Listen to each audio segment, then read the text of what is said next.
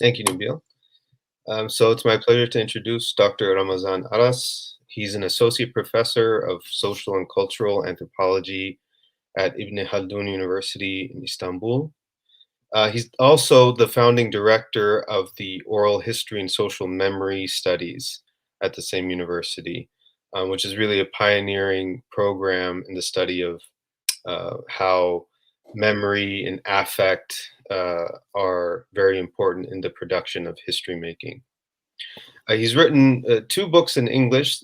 So the first is The Formation of Kurdishness in Turkey, Political Violence, Fear, and Pain, that's published by Routledge in 2013.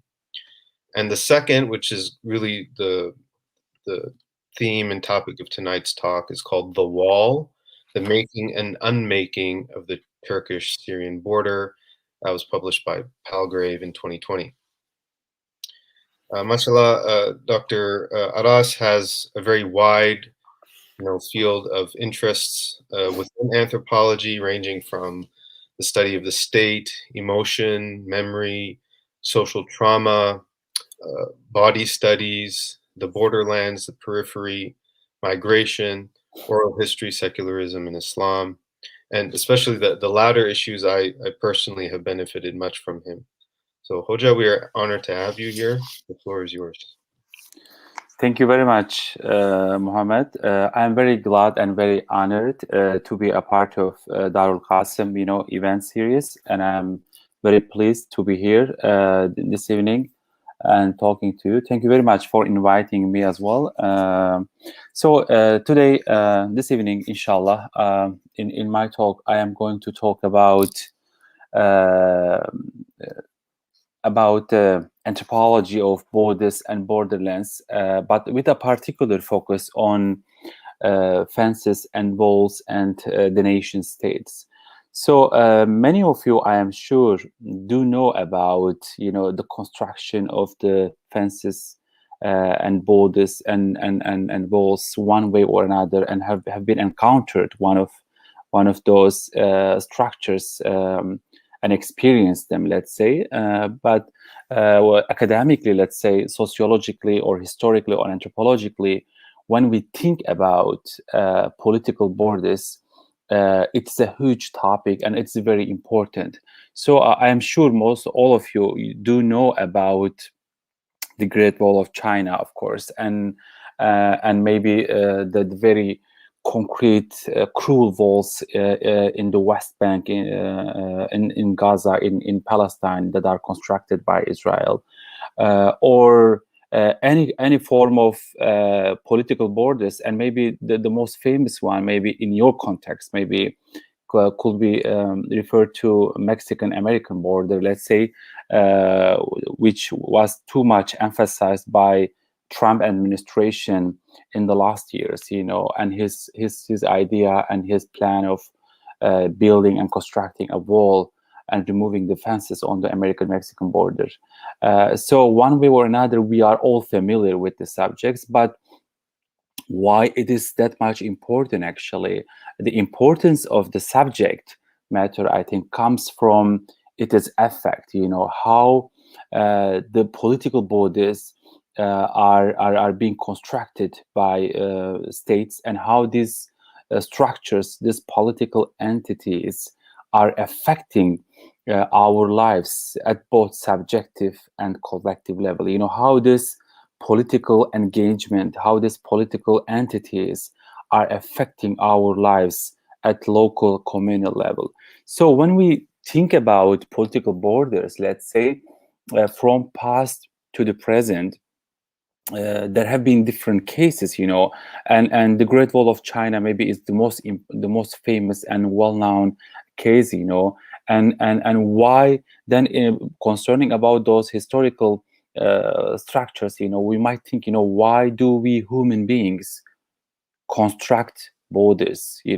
So ontologically, when we think about this, maybe in the human history, the dichotomy between us and them, or we and them, or I and the other, when we think about those dichotomies, those ontological formation of the being, we see the emergence of the boundaries among the human beings, and these boundaries are also being, concrete on the territorial level as well, So the question of the boundary, the question of the border is very ancient question, and it is as much as all to do human history, let's say. So, but this is also related to the history of property. We human beings, in the human history, let's say, we do tend to have an ownership and have a property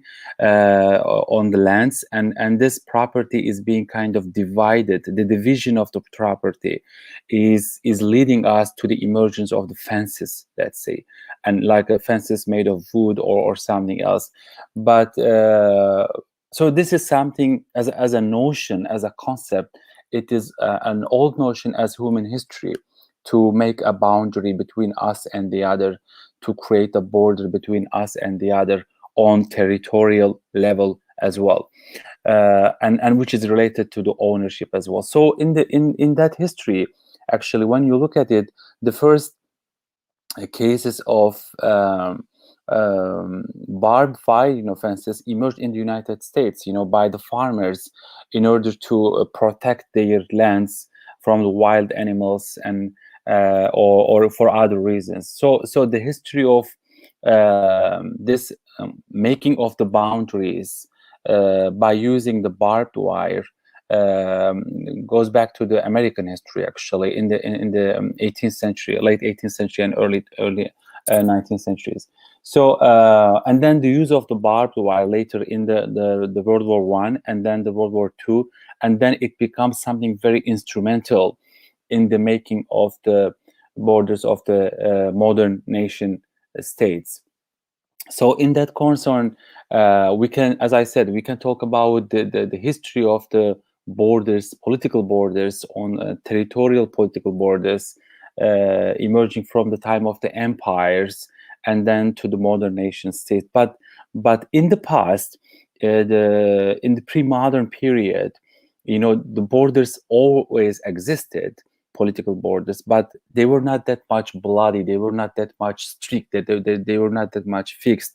When you think about, for instance, the border between Persian Empire and the Ottoman Empire, for instance, there was always a kind of a borderland, but this borderland was not that much strict. Or when you think about the borderland between Roman Empire, Byzantium Empire, or the Islamic State, during the Khulafa Rashidin, for instance, there was always a border or a borderland, border cities, but they were not that much fixed and strict, and there was always shift of the hegemonic power between the empires and the states in the classic period.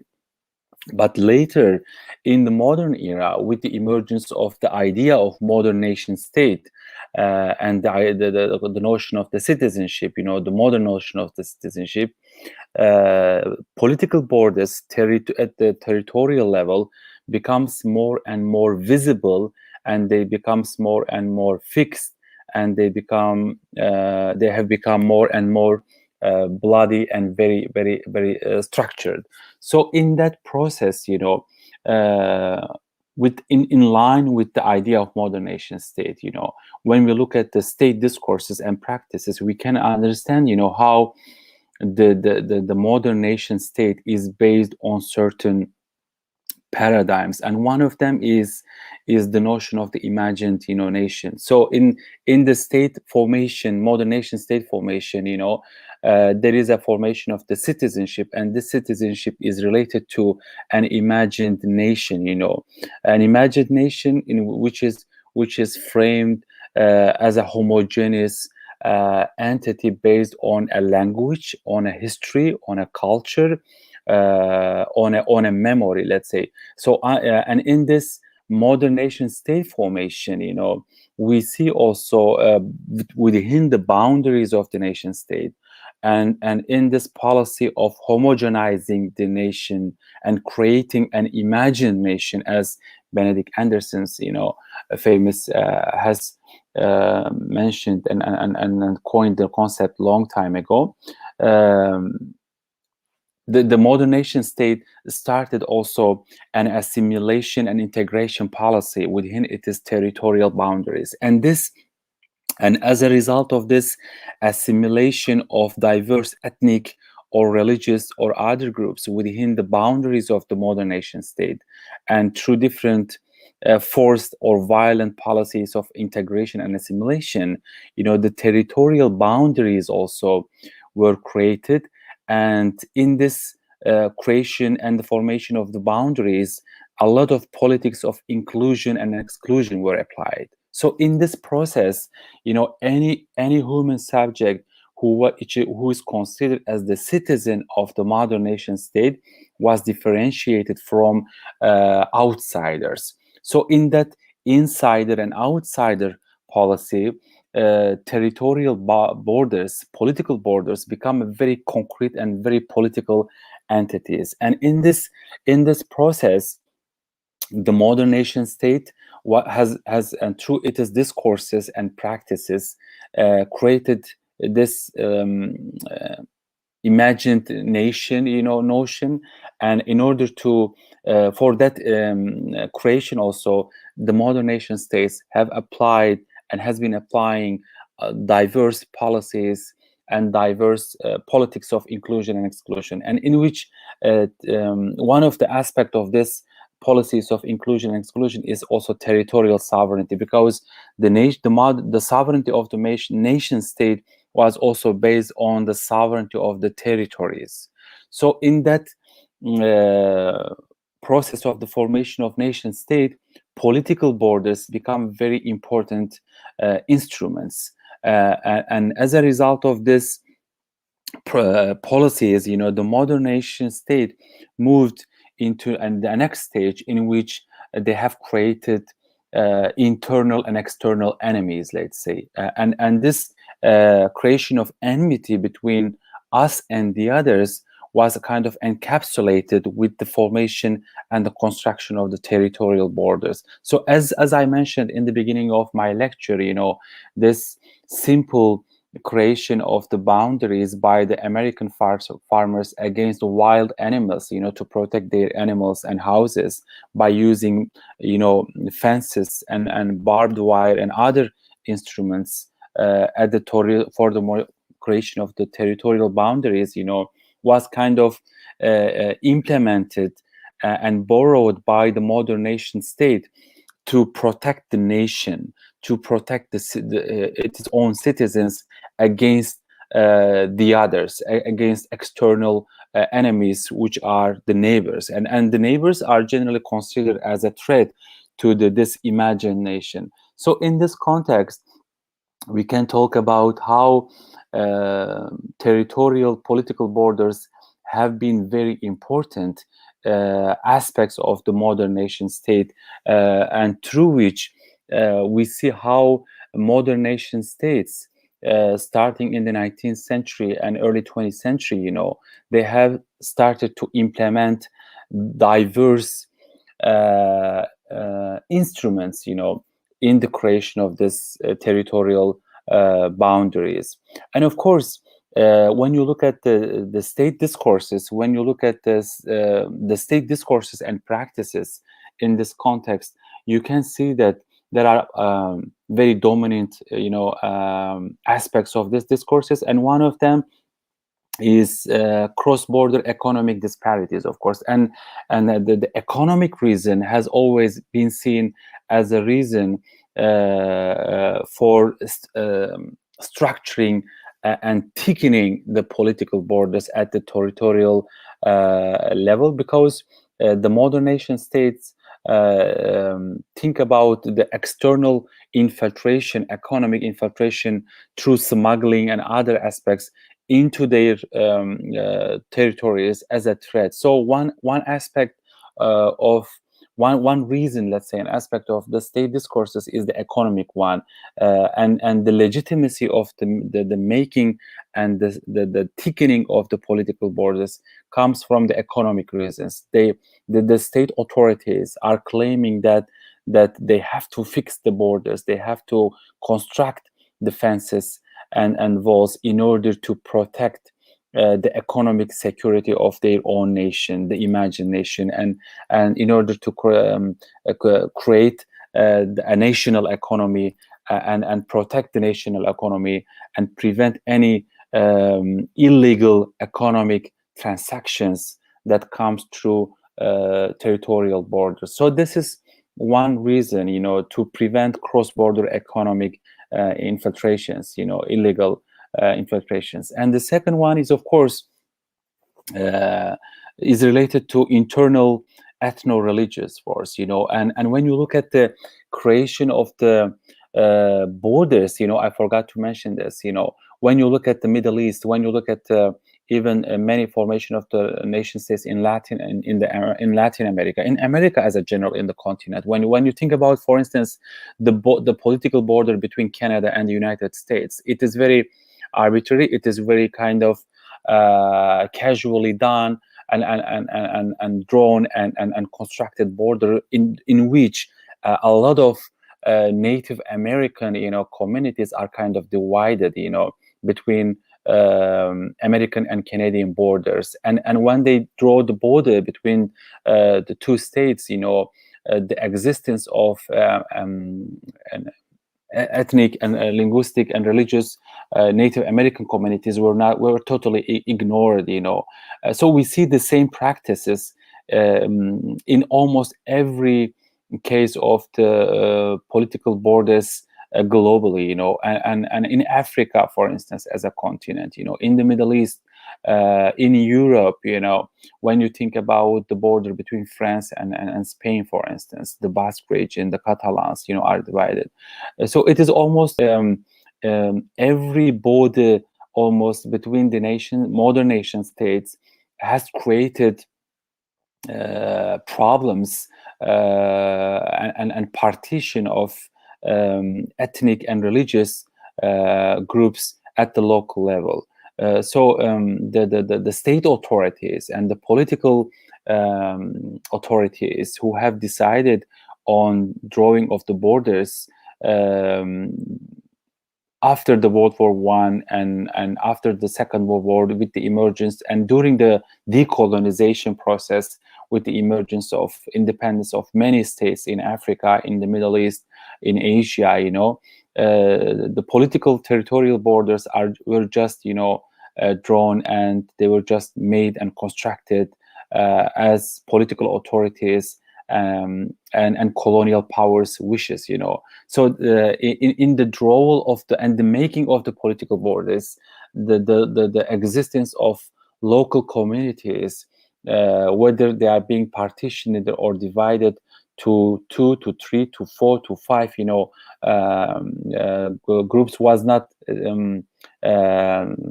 taken into consideration, and this was totally consciously or unconsciously ignored. And as a result of this, in every single territorial borders of the modern nation state, we see either an ethnic or religious war or conflict or problem, as a result of this dividedness by modern nation state borders. And of course, as a result of this, we see a lot of border crossings, between those communities through the boundaries of the modern nation states. So today I am also going to towards the end of my presentation, I will try to talk about the Turkish-Syrian border as a case, and allow you to see the ambiguities, the complexities, and the traumas and the conflicts that have been emerged out of the formation of the Turkish-Syrian border, which has been mostly as a conduct of the modern Turkish nation state. And the third point is political military instabilities. When you look at also political borders, we see border crossings between political borders as a result of political or military instabilities in one side of the border. If in one country, if you have those kind of instabilities, you see the move of the people and the flow of refugees and migrants to the other side. So in that case, one side of the border is seen as a refuge, for the side that is in trouble, or that is in ethnic or political or religious wars or conflicts.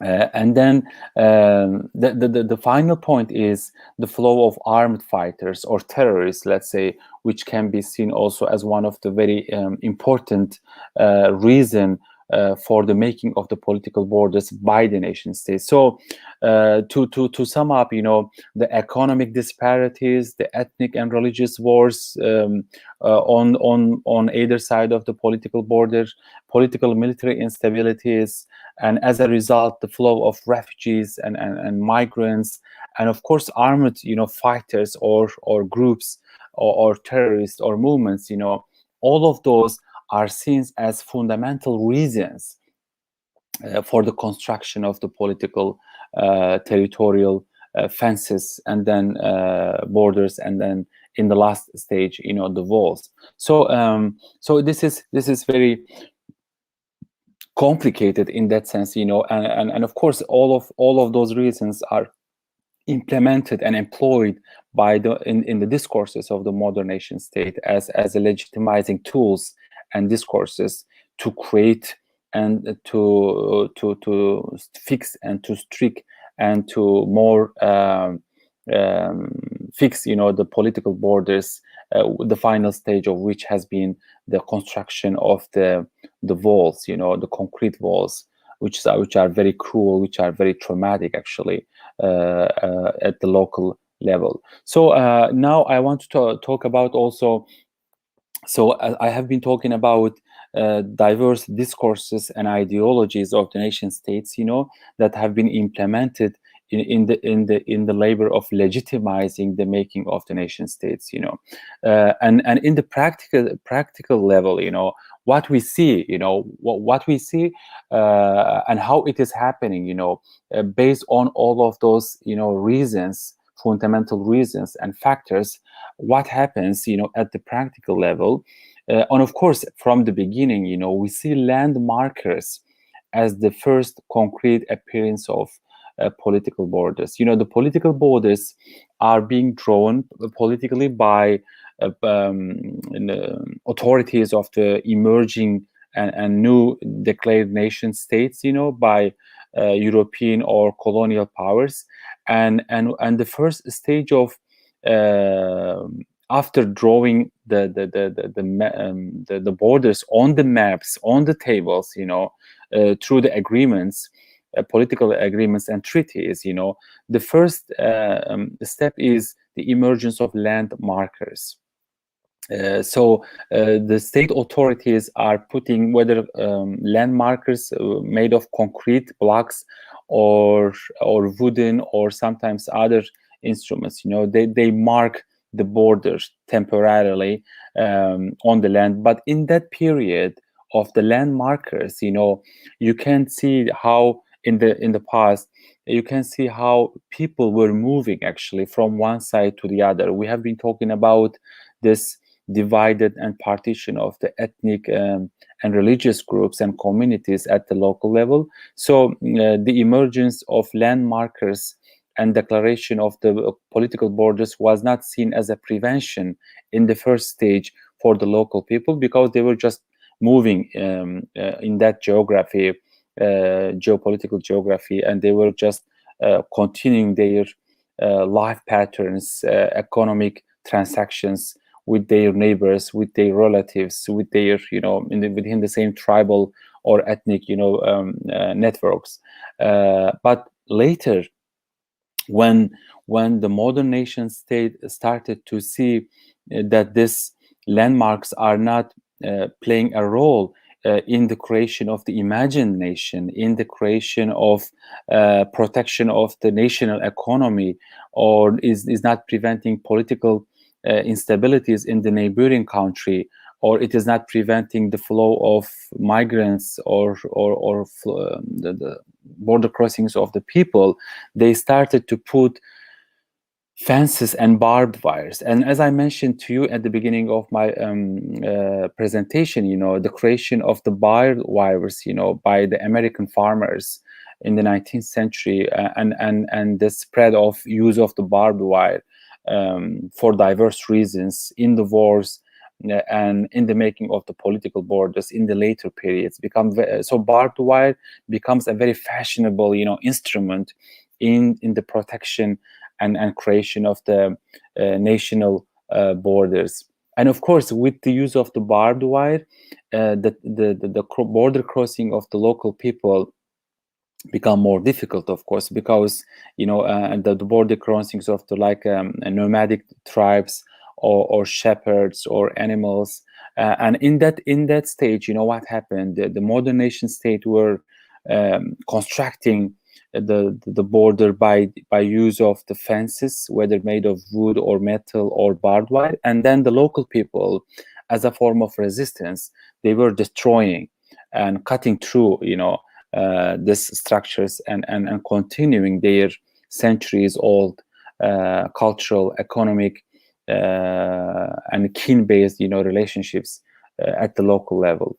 And then, of course, the modern nation state moved another stage. When they see that this is also not efficiently working, they moved into a next stage, and they created also border gates. And as a result of the border gates, we see watchtowers and then police stations on the borders. So so the borders have been made through officialization of the borders, let's say, and the creation of the border gates, like customs, and through which people were allowed to move move in, by use of the passports, or in the early period, in certain documents, people were officially, registered through their crossings, and they were expected to go back, of course, through this documentation and registration of the border crossings.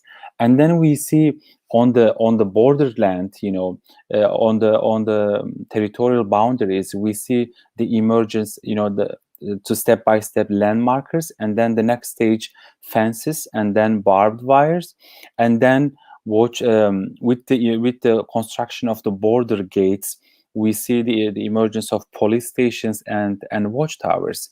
And then, of course, that also didn't work in many borders. And what was the next step for the modern nation state authorities in order to prevent illegal, quote unquote, illegal cross-border, movements and border crossings? They start to use, they move another stage, and they start to use landmines. And when you look at the history of landmines, actually, mines are very old, instruments, that has been used in the wars, and then modern nation states start to implement landmines as a precaution in order to prevent the infiltration of the smugglers or ethnic or religious groups, members of the ethnic religious communities, or any kin networks, or the flow of refugees or migrants, or in the final stage, armed fighters or terrorists, you name it. So landmines, with the implementation of landmines, I can say that this security, as a policy of the securitization of the political borders, the nation state moved into a new stage in which political borders becomes very bloody borders, during which thousands of people, hundreds of thousands of people start to die. And most of the people who were dying on the borders as a result of landmines, because when they were trying to cross the border, of course, smugglers have been always trying to clean certain paths and move through those paths and cross the border. But of course, that was not always the case. Cleaning the landmine during the infiltration of the smugglers and other people has been also always not easy. And as a result, hundreds of thousands of people start to die as a result of this implementation of landmines on the political borders in Asia, in the Middle East, and in Latin America a lot. So, so as you can see, the modern nation state in order to protect through these discourses and for the kind of so-called security reasons, have been using diverse apparatuses in order to fix, in order to thicken, in order to prevent any external infiltrations to into its own territories. And in this process, the modern nation states are using diverse discourses and ideologies, and in the practical level, modern nation states are using a lot of security, apparatuses, which I have been mentioning, in order to secure the borders and prevent the infiltration of anyone who is not illegal infiltrations of anyone through the territorial borders. And the final stage of this, as you can see, all of those precautions and apparatuses by the nation state has not been working properly. And as a final stage, which we see in the classic period, as in the case of Great Wall of China, the modern nation states started to erect security walls, concrete security walls, and probably, of course, most of you know the wall between East Germany and West Germany, in Europe, was it is one of the most famous after the Great Wall of China. Maybe it is the most second most famous, case of the security wall between two nation states. And of course, the third one has been the security walls that are constructed in the occupied Palestinian lands, by the Israel, in the Gaza, between the West Bank and in the occupied Palestinian territories, and between the Israeli, settlements and the Palestinians. The Israel has started to erect very big, concrete blocks in order to prevent crossing of the ordinary Palestinians. And of course, for the Israeli authorities, the main fundamental reason is the security, the security of the Israeli citizens or Israeli settlements towards so-called terrorists, But of course, this is a kind of cliche discourse that is being used by any nation state, of course, because the implementation of the modern nation state borders, the territorial borders, and the use of the security walls, is a very traumatic, it is very bloody, it is very problematic, because it is a huge intervention into the geography. So in that intervention, we are not only seeing the prevention of the move of the mobility patterns of the local people at the local level, we see the prevention of the animals also, and even in somehow plants also. So it is a very traumatic, it is a very catastrophic intervention on the geography itself, because it is not only preventing and dividing the local people, it is also dividing, the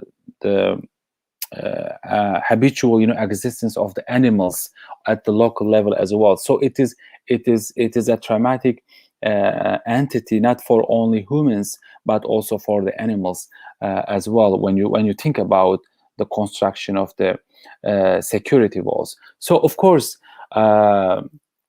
I am checking the clock, so I have I guess around 10 minutes. So now in order to concrete, more crystallize my discourses and my arguments here, I want to give you some examples through the formation and the construction of the Turkish security wall and the formation of the Turkish-Syrian border. I want to mention, because I have conducted a long-term ethnographic research on the Turkish-Syrian border, and my last book is based on this my ethnographic research. And inshallah, in the Q&A session, if you have questions, we can talk about more details on the subject matter. So and as you can see, you know, to your Google research, you know, also you can see diverse construction of different border security, you know, apparatuses in the modern era by diverse nation states. And as you can see, in today's modern world, you know, when you think about the concept of European Union, when you think about this trade agreement between Canada, United States, and Mexico, and when you think about some peace agreements in certain periods in the Middle East, you know, there was this argument that globalization as a movement, as an era, will lead to the erasure of the political borders and allow more border crossings and transactions at global level. But and when you look at the literature on globalization, when you look at different studies on globalization as a social phenomenon, actually you can see a lot of this presumption and expectations. But actually, in reality, what we see, contrary to these assumptions, you know, that globalization will lead to erasure of the boundaries, as we see in the case of the European Union, and other similar, you know, engagements between different nation states in different geographies in Africa or in the Middle East or in Asia.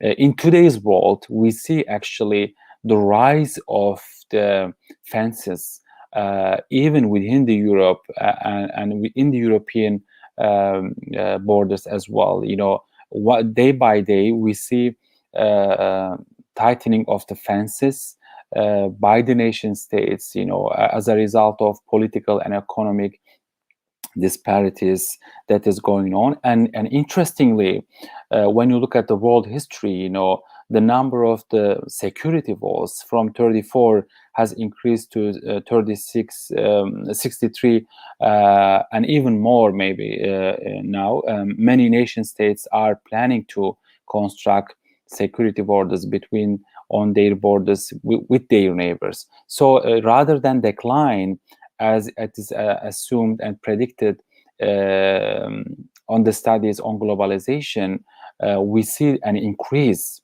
and rise of the both political borders and security walls and very thickening of the fences day by day on the political borders of the many nation states. So as a result, this issue is going to be a very hot subject actually for the history of humanity in the modern era. And maybe in this point I should mention the case of the COVID-19 and how actually the COVID-19 as the last human crisis in the human history, you know, has also started to affect human mobility, not only within the borders of a nation state, but between the states, between different nation states, you know, in contemporary period. And as in addition to all these precautions that are implemented on the territorial level and at the customs, in today's world, we can see that COVID-19 kind of cases, this pandemics, global pandemics, are going to be used as another instrument, as another reason for the nation state authorities to prevent any form of infiltration, whether humanitarian or whether illegal, or whether politically illegal, you know, infiltration of the human subjects through their territorial borders. And pandemics, you know, global pandemics are going to be used as another excuse, another reason for nation state authorities to legitimize the construction of the political borders and the thickening of the borders by using of diverse technologies and apparatuses, it seems. And I think in today's world, recently we have heard about was seen kind of cards, that are going to be asked by embassies, in during their visa, applications. Many countries are going to put it as a new criteria to provide an accurate and recent, record of vaccine, or a record of COVID-19, test that the person doesn't is negative, and it's not positive. So and this new emerging human crisis, like pandemics, can be used as a new fundamental reason for modern nation states, for in their policies of the securing the political borders. So I just want to I told you in the that I am going to a little bit talk about my case, the Turkish-Syrian border.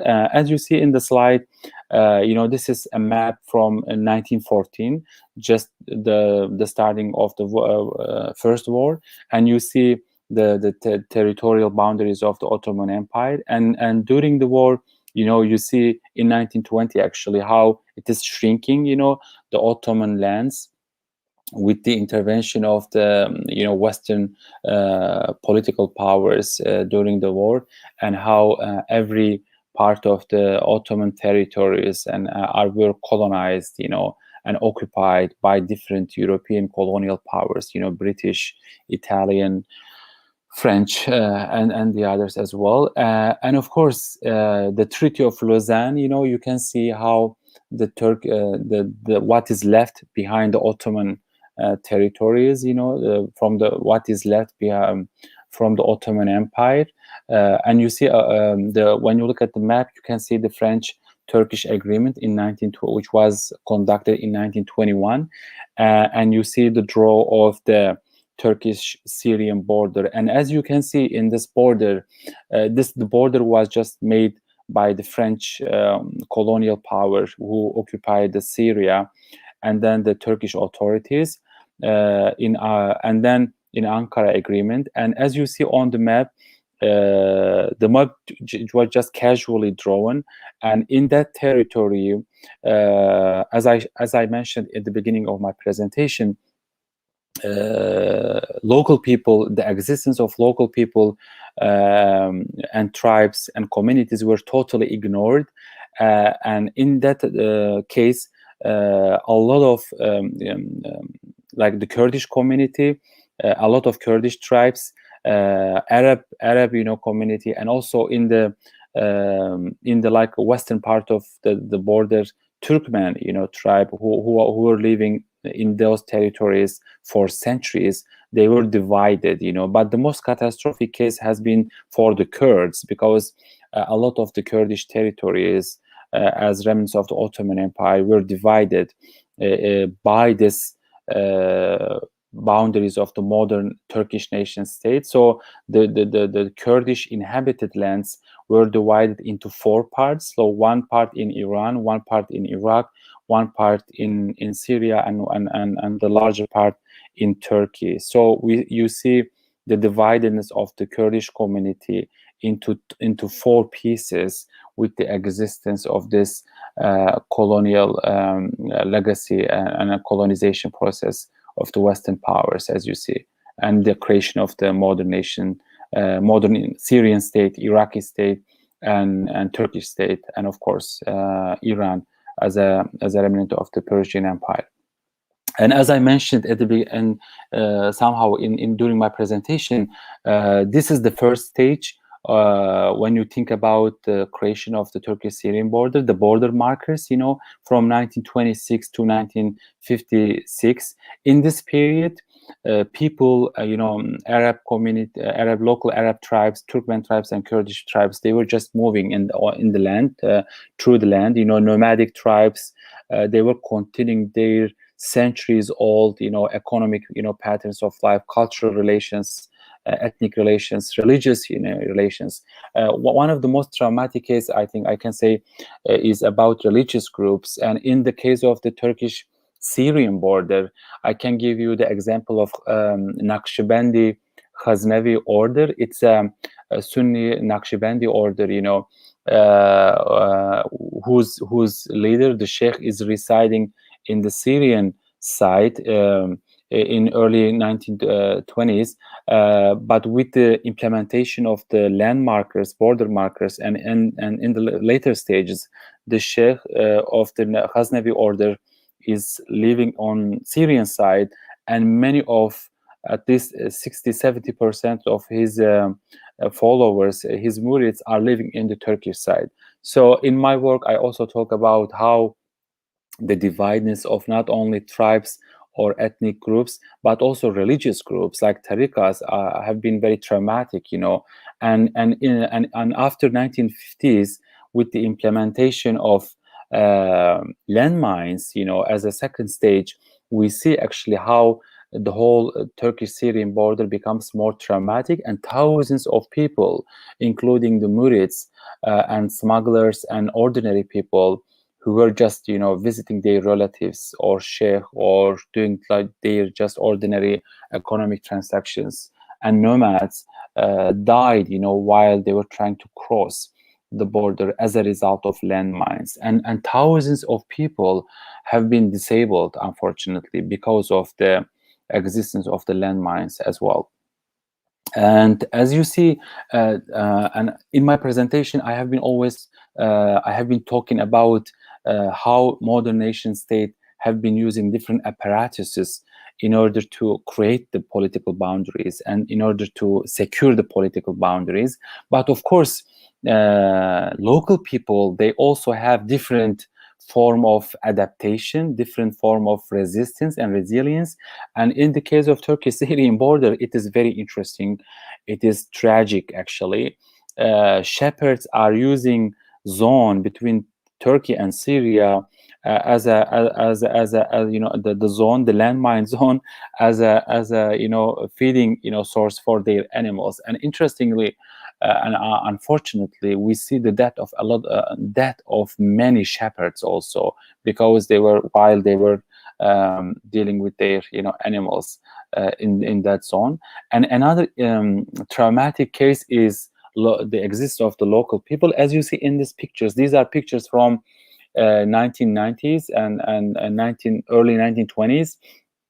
Local people were using, and these are kind of zone between Turkey and Syria, and smugglers have cleaned somehow the landmines, and as you see, and not only smugglers, by the way, local people, the children were demining and the land one way or another, and they were selling in the case of the smugglers, they were creating paths in order to cross the border. But for the other people, they were demining the landmines and selling them, as a metals to the buyers, during which many children, many youth also died, unfortunately, in this process. And in these pictures, as you see, in those demined,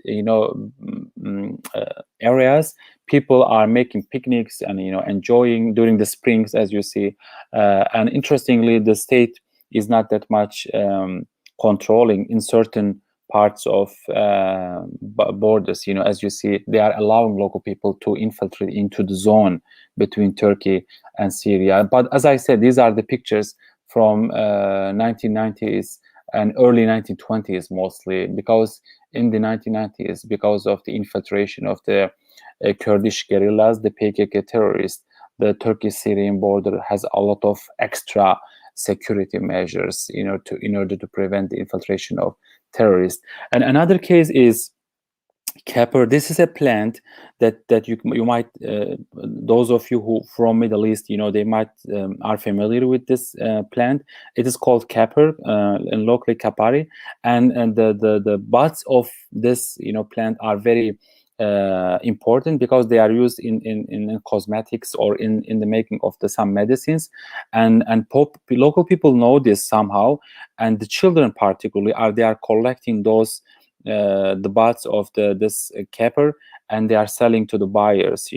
The buyers from the western part of the country are coming, and they are buying those. And in this collection of capper from the landmine zone, again, we have witnessed the death of hundreds of children, who were stepping on landmines unconsciously and dying. And so very traumatic, very tragic deaths of hundreds of thousands of people.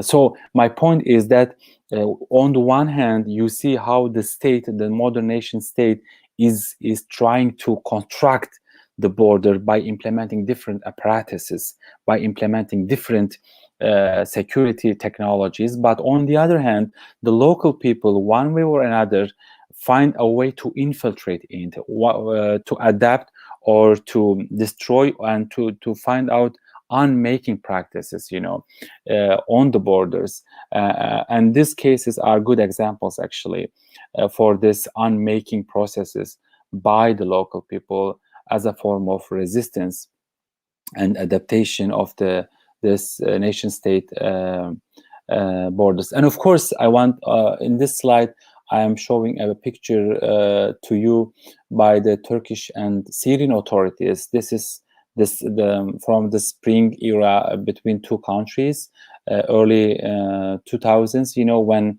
the AK Party government was approaching peacefully to the Bashar Assad government, and they were trying to start a peace agreement, and even lifting the borders between two countries and economic trades, etc. And in this picture, you see Ahmet Davutoğlu as the foreign minister of Turkey and the foreign minister of Syria, hugging each other, and then crossing the border. There are like pictures of that as well. So the zero problems between Turkey and its neighbors. These policies that were very fashioned in 2000s by the AK Party governments before the eruption of the war and the Arab Spring as well, of course. But of course, unfortunately, this just remained as a picture. And in the later period, what we saw is the eruption of the war in Syria and the cruel use of violence by the Assad, government towards civilians. And in these pictures, as you see, the local people, the security of the border becomes a very big issue, and millions of refugees, Syrian refugees, try to have escaped to Turkish side. In Turkey today, we have around 4 million Syrian refugees, who are residing in Turkey. But I think, interestingly, this move of the refugees, Syrian refugees, after a certain stage, was seen as a problem for the Turkish authorities, and not only that, of course, they wanted to control not only the flow of the refugees, but of course the flow of the smugglers, gun sellers or drug sellers, and also the terrorists, the ISIS and the PKK, and other terrorist groups, who were infiltrating through the Turkish into the Turkish borders. So when you look at the Turkish state authorities, all of them, like this economic disparity and political reasons and instability in Syria, the flow of refugees, after a while they started to see it as uncontrollable. And of course, the Turkish state authorities also started to move to the next stage. As you see in these pictures, the refugees were just easily moving through the paths that were the mines that were cleaned by smugglers before, and on daily basis you could see that the move of the refugees into the Turkish borders, territories from the Syrian side.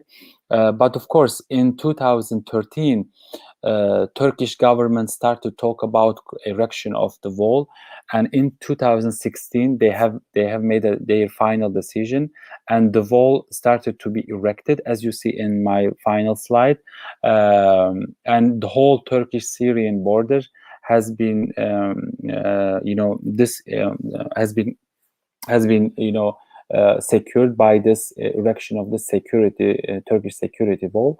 And this is the picture on the left corner, on the bottom of the left corner is one of the picture from the last finished, completed part of the wall, as you see. And in 2018, the whole Turkish-Syrian border is erected by this wall. And in addition, many parts of the Turkish-Iranian border also has been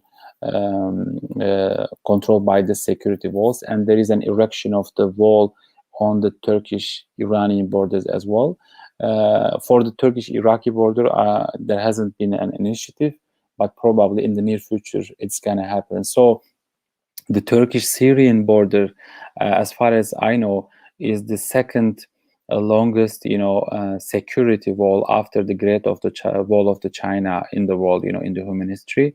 And of course, the Turkish state authorities, as I mentioned early in my presentation, in my lecture, are using diverse discourses for legitimizing of the existence of this concrete blocks, the wall, so the Trump was planning to construct a wall between the American-Mexican border, but it seems the Turkish state authorities were more quicker than the Trump, and Trump couldn't made it.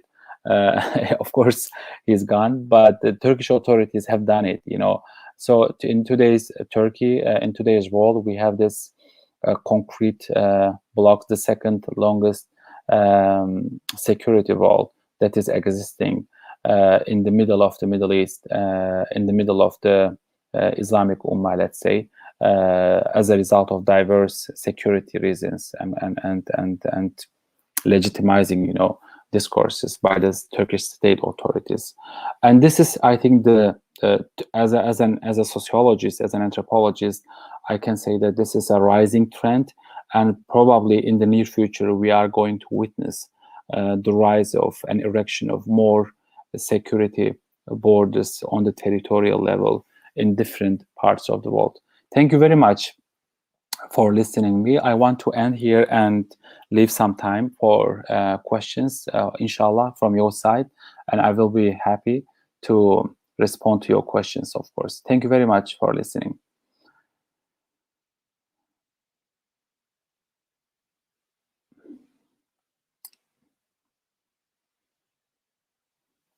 Yes, Nabil?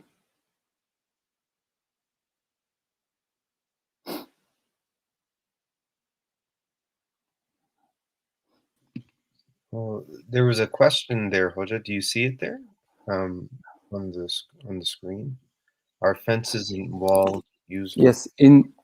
Okay, the first one. Are fences and walls used within a nation, not between different nations, proliferating, especially due to the increasing disparities in race and class? Yes, of course.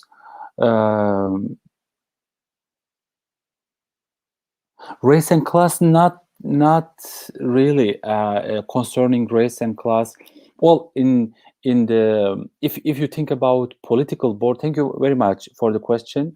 If you think about political borders between nation states, of course, it is more securization of the nation itself, the nation state.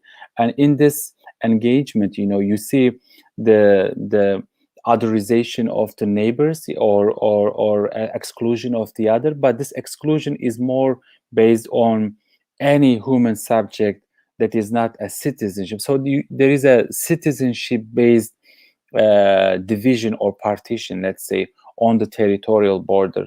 And in that context, rather than race or class, it is a more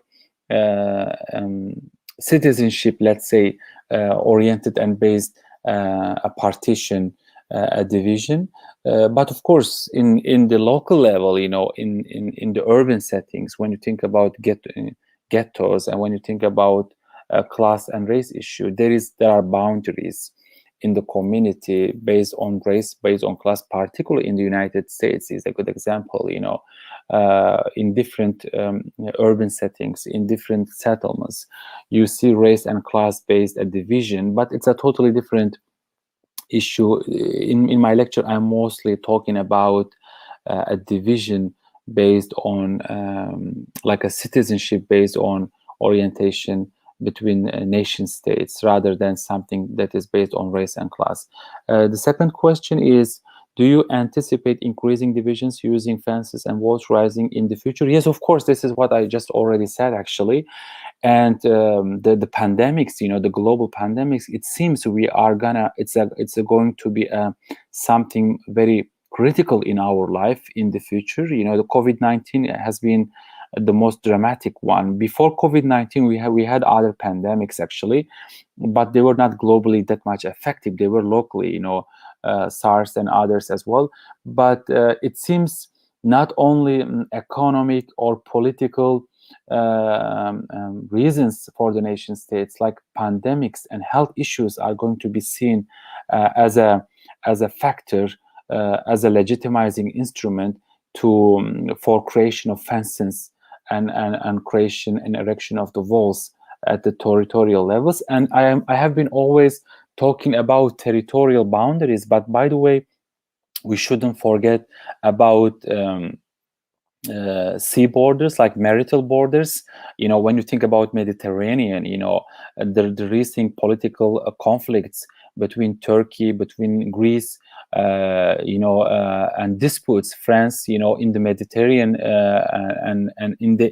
and Israel on this agreement, and Egypt as well on this agreement between marital borders, sea borders in the Mediterranean. The Turkey has made an agreement with Libya. And Libya and Turkey become neighbors, interestingly, through sea borders, and they are neighbors, actually.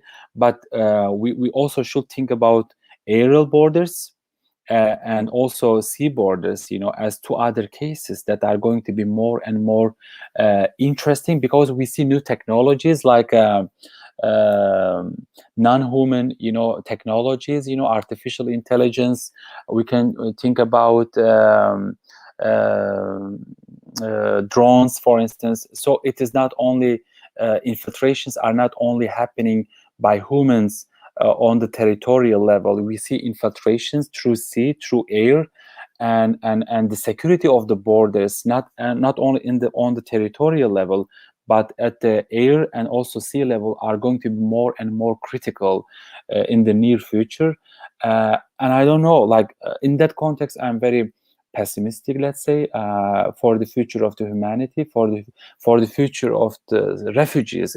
I just want you to think about refugees. If you have a political crisis in a country, and how is going to be possible for people to escape from atrocities, to escape from the violence of their government, under such circumstances of existence of the walls and all these measures and use of cameras and technologies, etc. How it is gonna be possible for people to escape? So in one of my argument, actually, I am thinking about the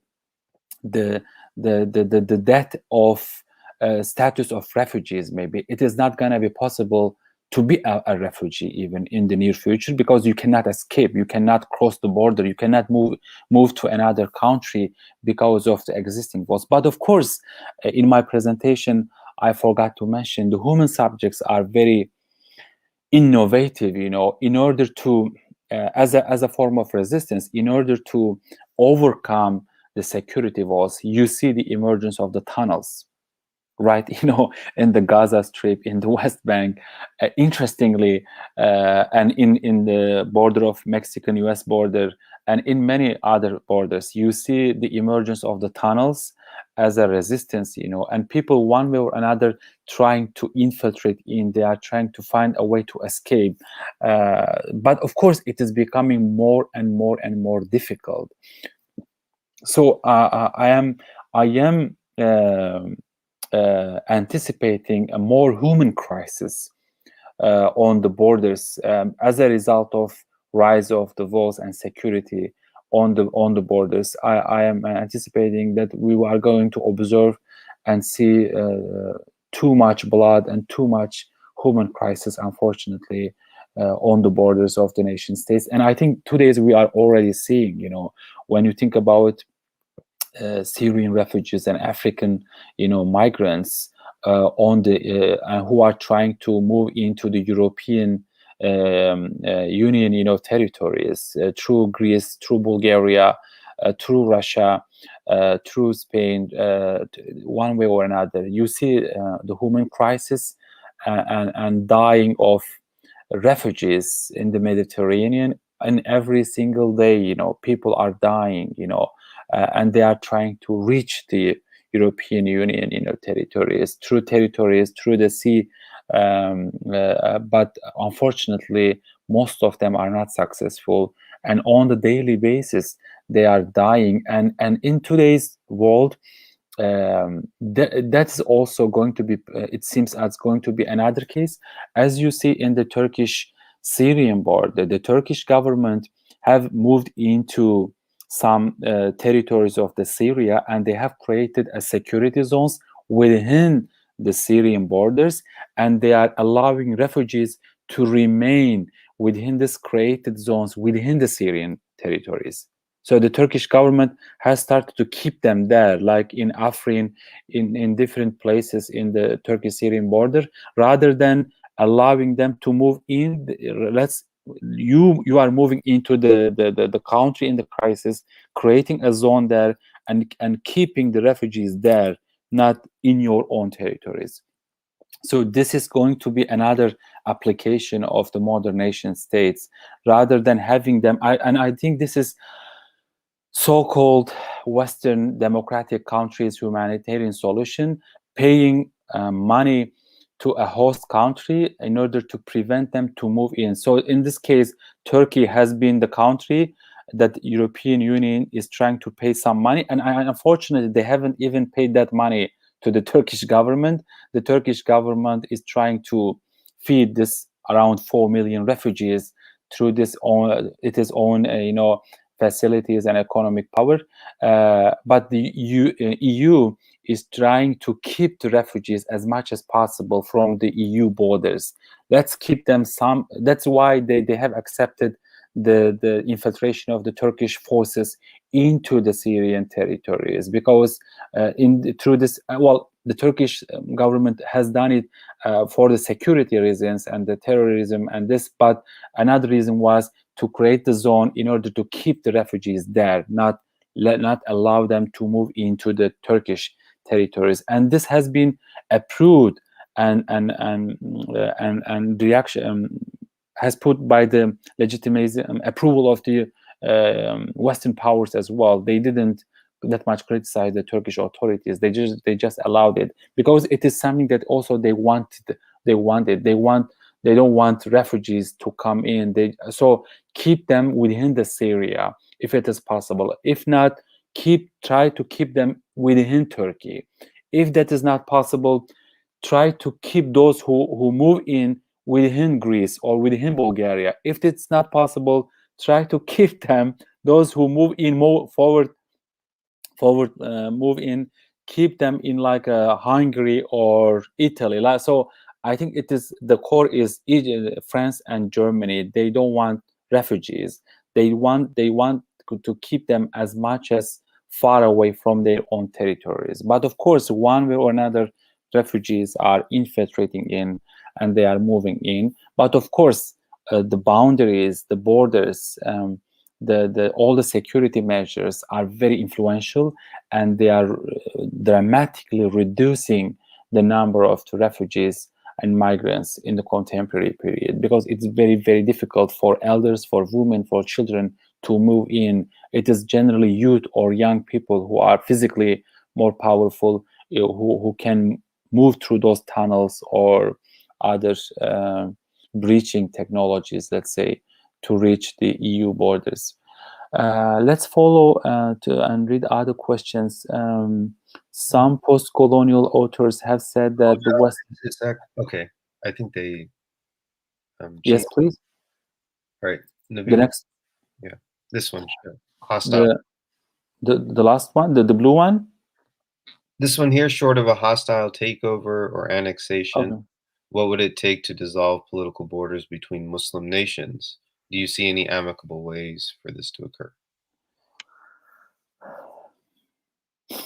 Well, I don't see really a positive, or any possibility of dissolve of political borders between Muslim nations.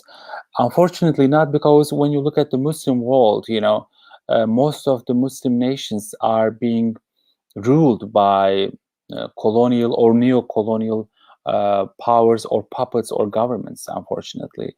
And when you look at their practices, forget about dissolvement of the political borders. They are not democratic, they are not humanitarian, they are not kind to their own citizens.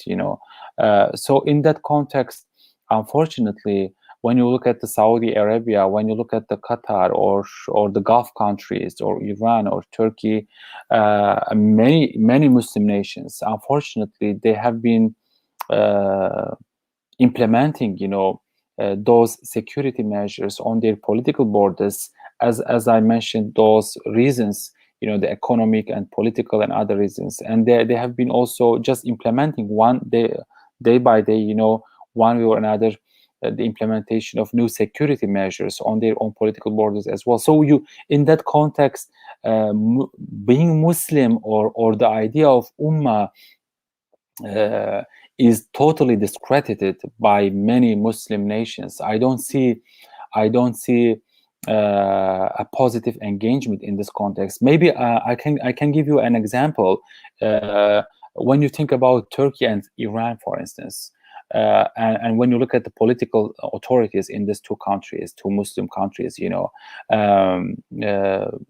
you might think that there is this idea of ummah is more stronger in these two cases, and when you look at their relationships also, the idea of ummah and Muslims and Muslim Brotherhood, in spite of the sectarian division between two countries, they have been having good relationships. But even in that case, when Turkey have decided to construct a wall, a security wall between Turkish and Iranian border, the Iranian authorities just welcomed the Turkish initiative. They didn't question. Interestingly, and the Turkish government started to construct a security wall on the Turkish-Iranian border as well. So both sides are, the governments are, let's say, so-called Islamist governments. The Iranian state is declaring itself as an Islamic state, and the Turkish government, the AK Party government, is, well, officially not, but we know that they are conservative, they are Muslim, or they are formally, they were Islamist, let's say. It's difficult because in the recent their discourses, they don't define themselves. AK Party doesn't define itself as an Islamist government, rather than they define themselves as a Muslim or conservative, let's say, government, Muslim conservative government. But even in that case, both sides welcome the construction of the border, and the reason is the Kurdish and question and the smugglers, of course, because the Iranian Kurdistan and the Kurdish region in Turkey and the infiltration of Kurdish, let's say, PKK terrorists and others, and the smugglers were seen as the main reason for the Iranian authorities for welcoming the political border. So when you look at the border between Saudi Arabia and Yemen, for instance, when you look at the border between Saudi Arabia and Iraq, or other cases, so unfortunately, the current Muslim countries and nations mostly are not willing to have that. They are not even approaching or close to this idea of ummah. You see a hegemonic instrumentalization of nationality and ethnicity that is overcoming and the idea of the ummah or the concept of the ummah. So we see the rise of nationalisms, we see the rise of the nation state, we see the rise of the power of certain tribes in the case of the Arab countries, rather than a move or rather than a development towards the development of the idea of the ummah or dissolvement of the political borders. I know, unfortunately, I don't see it.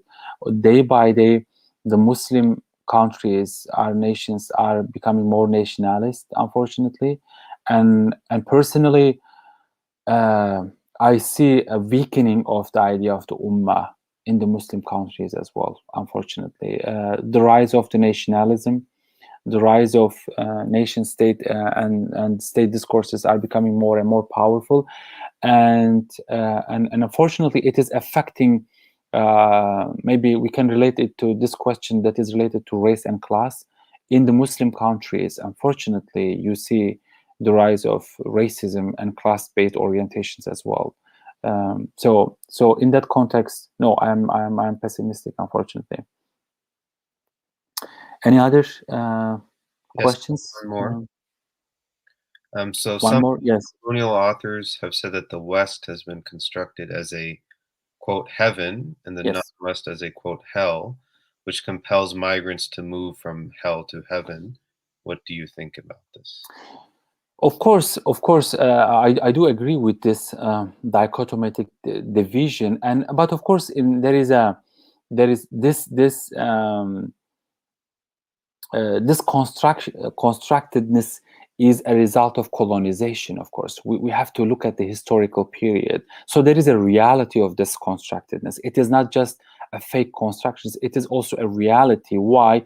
Because for instance, when you think about Africa, when you look at think about nation states in Africa, in every single country, whether you have an internal or external violence and conflict, and economically, most of the African countries are declining, and there is a huge crisis of youth, and the new generations are having a huge crisis of finding a job and finding something to live on. So as a result of this long-term colonial legacies, this occupation of Africa and exploitation of the natural sources, and the creation of the enmity between different tribes and nation states in Africa, and all this social and political engineering in the colonial period and in the post-colonial period, it is in neo-colonial period, it is still continuing. The Western powers, Germany or France or Spain or UK, the colonial powers, Western powers are not passive, they are still active, and colonization is still one way or another continuing in different ways, in different forms. Colonization is still continuing. Africa is still being exploited in diverse ways, economically, culturally, linguistically. It is still under a huge occupation of the Western countries. And as a result of this ongoing colonization, you see poverty, you see exploitation of the sources in these countries. And as a result, and there is a transaction of the wealth from Africa to the Western colonial powers still today. When you think about cocoa, for instance, the production of the coffee, for instance, all of us in the United States, in Chicago, in Istanbul, we are drinking coffee, right? But have we ever thought about the production of cocoa? We are eating chocolates, we're not drinking coffee. Where these natural sources of coffee and natural products, sources of coffee and chocolate, where do they come from? Sierra Leone or Liberia or here or there, and the exploitation is still continuing.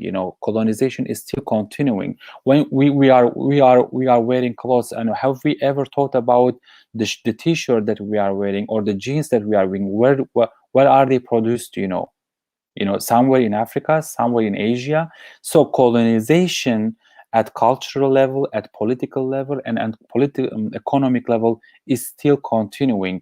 And as a result, we have this creation of the West as a heaven, and the rest of West, as a hell, and unfortunately, this is also a reality, and that is why thousands of African youth, young people, are leaving their countries, men and women, and they are not only going to, by the way, West.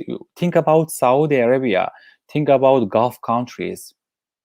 Thousands of Philippines, people from Pakistan, from India, from Bangladesh, from Africa, they are working as a slaves, quote unquote, in Saudi Arabia, in the Gulf countries, in Turkey, in other Arab countries as well, as caretakers, as a cleaners, as this and that. So it is not only the West. The Gulf countries are also seen as a heaven, or even Turkey is seen as a heaven somehow. In Istanbul, we have thousands of African migrants. Well, their ultimate goal is to reach EU territories, to go to Europe, but they are here and they are residing in Istanbul and in other parts of the Turkey, and for many, Turkey or Saudi Arabia is a kind of temporal heaven, but the ultimate station, the ultimate target is European Union, territories to go. So, this is the picture, unfortunately, and this creation of West as a heaven, or not only West, other parts of the world as well, is a result of this colonial legacy. And in the case of the Saudi Arabia and the Gulf countries and Turkey, as a kind of internal colonial kind of structures, maybe, I don't know how to define it, is also a new case. It is not only people who are being exploited in the Western context. It is also other developing countries as well. So in the case of North America, it is not only Canada and United States as a heaven for Latinos, for Latin American migrants to reach. Mexico is a better stage for many, maybe, for when you think about other Latin American countries. So it is like a staged process, one by one. But of course, the ultimate goal is to reach United States or to reach the Canadian territories for many Latin American migrants. But of course, this creation of hell and heaven as a binary opposition is totally a result of colonization, as ongoing colonial relationships in North America, in other parts of the world as well. Are there any other questions? No, alhamdulillah, I think that, and that was a nice selection of questions. So we're okay. Okay. But thank you so much, Hoja. Allah razı olsun. Teşekkürler for your time. I know it's very early there in Istanbul, and yes, and you've given us ample time for a very rich discussion. In America, we've gone through our own experience of populism in the past 4 years, and it's disheartening to hear that much of this is happening also in Muslim countries in the Ummah. yes, Especially, as you said, the state apparatus is kind of using a kind of colonial settler colonial logic against its citizens and against other people. But it's early, and we pray, inshallah, Allah makes things better.